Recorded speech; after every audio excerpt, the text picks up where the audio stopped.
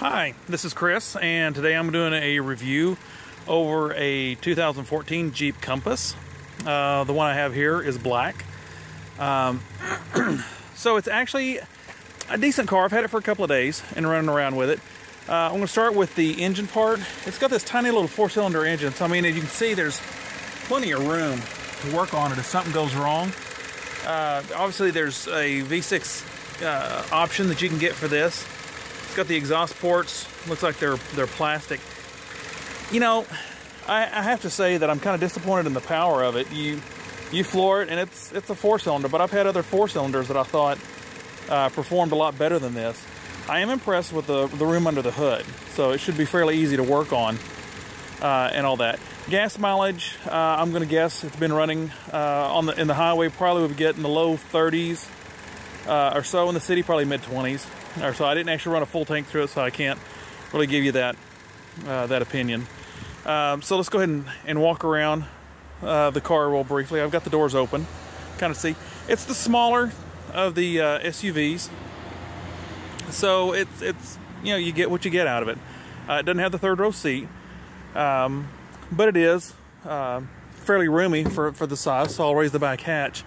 This is the room behind the back seat, so you can tell you've got enough room that you could put easily some of those Rollerboy suitcases, 2 across, and you can probably put 4 fairly easy without breaking a sweat. You do have some little storage over here, and a little breakout area there, so it's good for that. And let's look at the back seat leg room.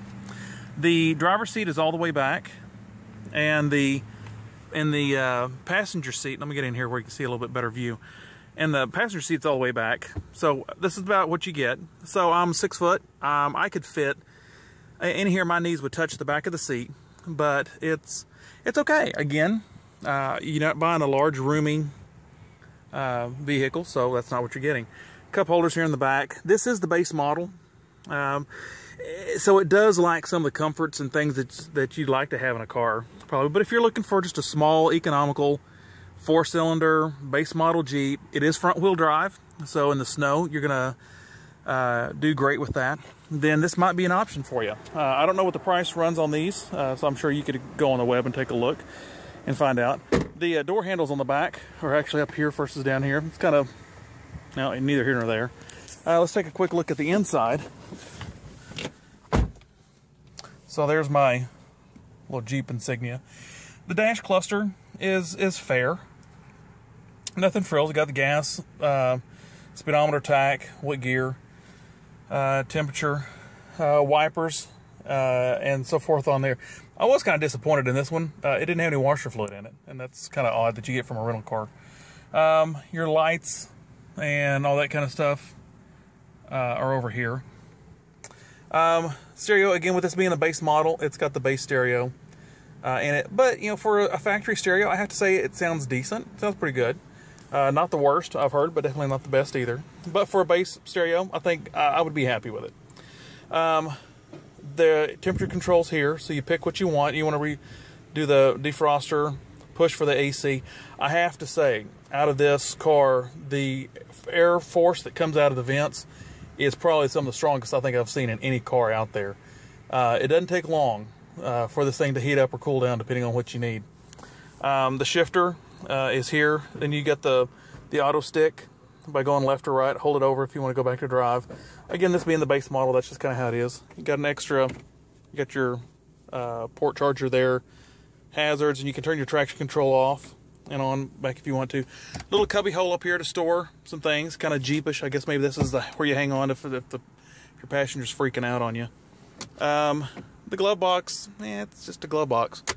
You got some door holders there, but only on, you got them on both doors.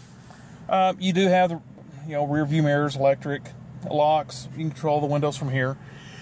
It's overall, out of a 1 to 10 for what it is, I would probably give it a 7. There's some other stuff I think's better. I think the Chevy Equinox, I would probably rate that a little bit higher. I rented the other day and I didn't get a chance to do a review on it, the Dodge Journey, and I think I like the Journey a little bit better. The Journey's possible it could have been a V6 because it did have a little bit more power. This one, just in the power again, it just seems to be lacking just a little bit.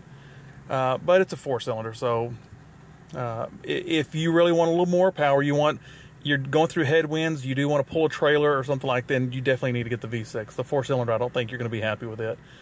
In that case, if you just drive around town, you want something SUV and you want front wheel drive, it's going to help with some traction, this might be a good option for you. Anyway, thanks for listening, and give me a like if you liked some of the reviews. We'll talk to you later. Bye.